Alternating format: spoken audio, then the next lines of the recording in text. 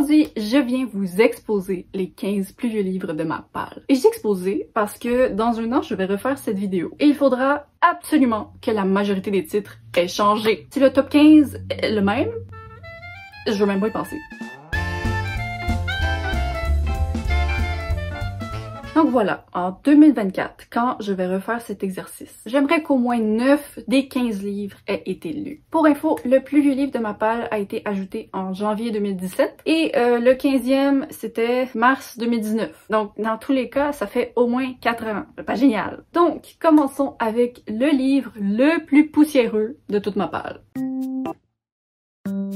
Il s'agit de la première partie du premier tome de La Voix des Rois de Brandon Sanderson. Genre la traduction française était tellement énorme qu'ils ont séparé le premier tome en 2 livres de comme 1000 pages chaque. Si vous demandez pourquoi il traîne sur ma palle depuis tout ce temps, c'est exactement pour cette raison. Quand je vois un livre aussi gros, je m'enfuis, mais là, ça suffit. La Voix des Rois, c'est une fantaisie épique qui se déroule dans un monde de tempêtes et de pierres. On y suit un chef qui est fasciné par un texte ancien qui s'appelle La Voix des Rois et il va commencer à être hanté par des visions de l'ancien temps et il va se mettre à même douter de sa santé mentale. Et il y a aussi un autre point de vue d'une jeune femme de l'autre côté de l'océan qui apprend la magie et qui découvre un secret. Même si je suis incroyablement intimidée par ces livres. Et quand je dis ces livres, c'est parce que je pense qu'il va y en avoir 10 dans la série, mais je m'avoue quand même intéressée par le résumé et je pense que parmi les fans de Brandon Sanderson, c'est une, ou même c'est la saga préférée de tous. Donc c'est ça, faut que je m'y lance, surtout considérant que le chemin sera très long avec 10 tomes. Mais on va commencer par le premier, même la partie 1 du premier.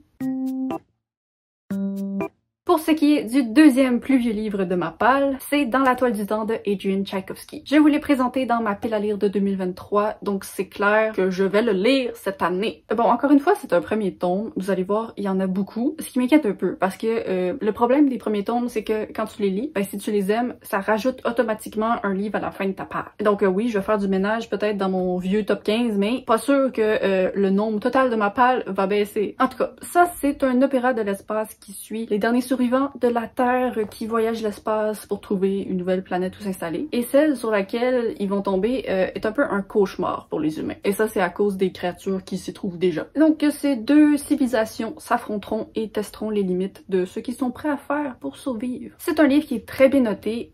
Tout le monde semble l'avoir beaucoup aimé. Le seul truc qui m'inquiète un petit peu, c'est que cet amour a pas l'air de s'être transféré aux 2 autres tomes après. Mais honnêtement, j'en suis à un stade où ça me dérange pas de commencer des séries en sachant que je vais jamais les finir, parce que je veux juste découvrir ce monde-là. Même si je finis par jamais savoir comment tout ça se conclut, ben si j'ai passé un bon moment dans ce premier tome, je suis contente. Ensuite, Humain de Matt Haig. C'est un livre que je me réserve pour un vlog lecture où je vais donner une dernière chance à 3 auteurs. Je devrais le finir cet été d'ailleurs, donc on s'en parle bientôt. Mais rapidement, pour le résumé, c'est de la science-fiction où on suit un extraterrestre qui est envoyé sur Terre et qui va voler l'identité d'un professeur de mathématiques. Il a une tâche à compléter avant de revenir sur sa planète d'origine, mais les humains vont comme un petit peu compliquer la chose. Surtout parce qu'ils trouvent que ce qu'on fait, c'est absolument dégoûtant. Et sais-tu quoi? Je peux être d'accord. Genre, il est un peu traumatisé par la façon dont on mange et en tant que misophone aigu, je suis d'accord. En tout cas, je l'avais ajouté à ma palle en 2018 parce que Books with Emily Fox avait dit que c'est un livre qui l'avait fait rire en public. Donc, je vais voir, est-ce que je vais rire? Le 4e titre, c'est L'appel de James Frey. Lui aussi, je l'avais mis dans ma palle de 2023, donc il faut qu'il soit lu et j'aimerais le lire cet été également. Il va briller au soleil, c'est parfait. Encore une fois, c'est de la science-fiction, mais cette fois-ci jeune adulte. Et ça se déroule dans un monde où il y a des êtres venus du ciel qui ont créé l'humanité avec des règles très précises. Et ils ont fait ça en disant qu'ils reviendraient un jour et qu'à ce moment-là, il y aurait un jeu très important qui déterminerait leur futur. Donc là, ça fait 12 lignées de générations qui préparent chacune un joueur au cas où le jeu se manifeste bientôt. Et j'imagine que ça se manifeste au début de ce livre. Je sais que c'est une série qui a connu du succès, mais je connais personne autour de moi qui l'a lu. Donc si vous l'avez lu, hey, laissez-moi un petit commentaire. C'était bien ou pas? Ah oui, après ça, j'ai un autre livre qui va faire partie du vlog de Dernière Chance que je viens de vous mentionner. Donc, un petit spoiler, le deuxième auteur que je mettrai au test, c'est Philippe Cadic, avec son livre A Scanner Darkly. J'ai pas trop de mal habituellement avec l'anglais, mais là, A Scanner. En tout cas, la raison pour laquelle il fera partie de ce vlog, c'est que mon historique personnel avec cet auteur est une réelle montagne russe. Mais ce livre sonne franchement intéressant. C'est de la science-fiction qui parle d'une drogue extrêmement toxique qui s'appelle substance D, D pour death, et ça cause des dommages irréparables au cerveau. On va suivre un agent qui va essayer d'infiltrer le réseau pour trouver ça vient d'où cette drogue. Sauf que pour infiltrer ça, ben il doit faire semblant d'être un addict lui aussi. Sauf que rapidement, il va se rendre compte que ben il fait peut-être plus semblant. Donc c'est ça. Cet auteur, j'ai eu un coup de cœur et 2 livres que j'ai vraiment pas aimé. Donc là, j'aimerais vraiment que celui-ci, il vienne équilibrer la balance. Donne-moi un autre coup de cœur. J'arrive pas à croire que j'ai pas encore lu L'espace d'un an de Becky Chambers. C'est une série qui m'a toujours beaucoup intriguée parce que elle est souvent recommandée pour les personnes qui démarrent la science-fiction, parce que c'est situé dans un contexte d'opéra de l'espace, mais c'est un récit qui se concentre vraiment sur le développement des personnages apparemment. Et ça, ben, c'est un mix qui m'intéresse beaucoup. Et j'ai tellement lu de vieilles science-fiction écrites par toujours des hommes blancs hétéros et on reconnaît les petits signes des préjugés de l'époque que je pense que ça va me faire du bien de lire un livre qui a été écrit récemment par une auteuriste, je sais pas comment elle s'identifie, mais je sais que dans ses livres, je vais pas retrouver les préjudices du passé et je sais qu'elle inclut toujours beaucoup de personnages LGBTQ+. J'en ai tellement entendu parler en bien, en plus, je suis sûre qu'il y a de très bonnes chances que j'adore. Je pense que la raison pour laquelle je l'ai procrastiné jusqu'à maintenant, c'est que ça parle d'une jeune femme qui fuit sa famille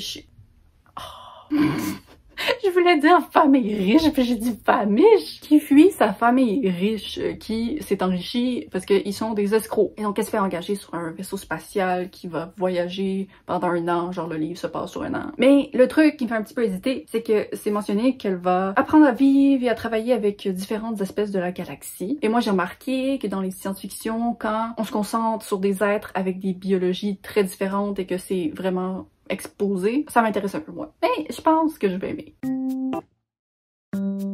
Je vais survoler brièvement le prochain titre parce que je l'ai mentionné dans ma palle de 2023 et tout le monde le connaît absolument. Ben oui, j'ai pas lu La Servante écarlate de Margaret Atwood. Et effectivement, avec les avis mitigés de mes proches, j'ai toujours peur de le faire. Mais quand j'avais mentionné ça dans le passé, j'ai eu des commentaires de personnes qui avaient beaucoup aimé, donc j'essaie de penser à eux pour m'encourager. J'espère juste vraiment que le style d'écriture ne sera pas un obstacle pour moi. Dans tous les cas, en 2024, ce livre ne sera plus sur ma palle. Peut-être parce que je l'aurai lu, peut-être parce que je l'aurai abandonné.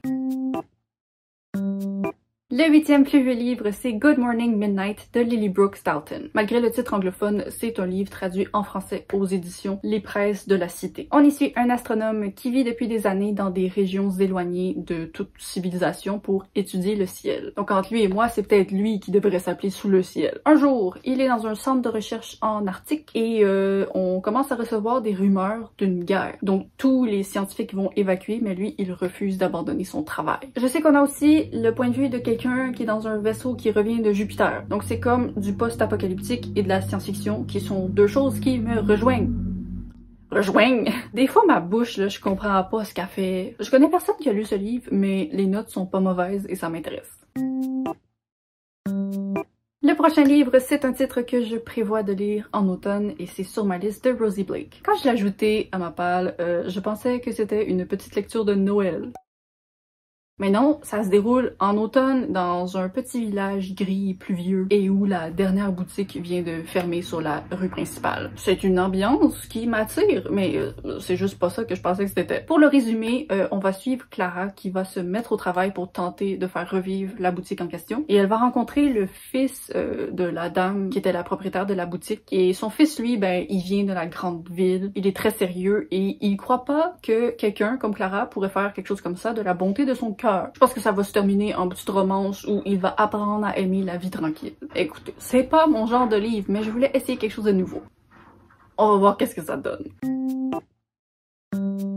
En 10e position, nous avons Danse, danse, danse de Haruki Murakami. Et là, si vous avez vu mon book haul récemment, vous êtes comme, ben, tu viens de le recevoir en service presse, comment ça peut être le 10e plus vieux livre de ta palle? Ben, c'est parce que depuis tout ce temps, je planifiais de le louer à la bibliothèque où je savais qu'il était disponible. Mais là, je l'ai en papier, donc espérons que ça m'encourage à le lire plus rapidement. C'est pas que j'ai pas envie de le lire, j'ai très hâte de le lire. Mais c'est qu'on dirait qu'il y a une part de moi qui a un peu peur d'être déçue, parce que j'ai tellement aimé la majorité des œuvres de cet auteur. Et je sais que les dernières fois que je l'ai lu, j'étais comme, j'aime beaucoup, mais c'est peut-être pas assez différent de tous ces 20 autres livres. Et j'espère vraiment trouver un petit peu de renouveau là-dedans. En tout cas, je vais pas vous expliquer le résumé avant de l'avoir lu, et je vais probablement pas vous expliquer le résumé après l'avoir lu, parce que c'est comme ça avec Murakami. C'est sa magie.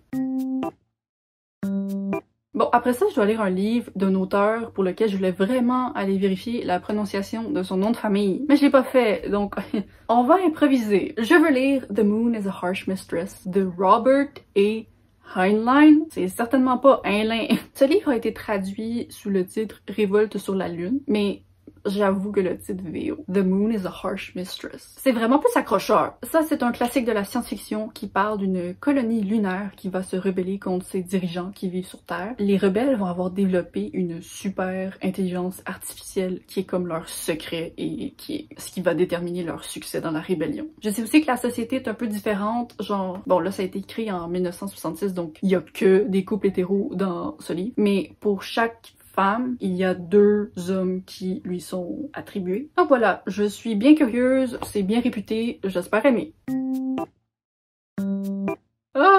Ouais, ok. Le prochain livre, j'ai honte, c'est The Dragon Republic de R.F. Kuang. Quand j'ai acheté Babel, j'ai spécifiquement dit que ça me prendrait des années pour le lire parce qu'avant, il me faudrait compléter la trilogie de Poppy War. Qu'est-ce que j'ai fait? J'ai lu Babel avant le tome 2 de cette série. Pouvez-vous bien me dire, il est où le sens dans ma tête? Je sais pas, je le trouve pas. Mais là, ça se passe cette année, là. Je vous le jure que ça se passe. Pour ceux qui connaissent pas, c'est une trilogie de fantasy assez poussée et assez sombre. Et de ce que j'ai entendu, le 2e tome est comme vraiment dur sur le petit cœur. Donc c'est ça, courage à moi, je le fais.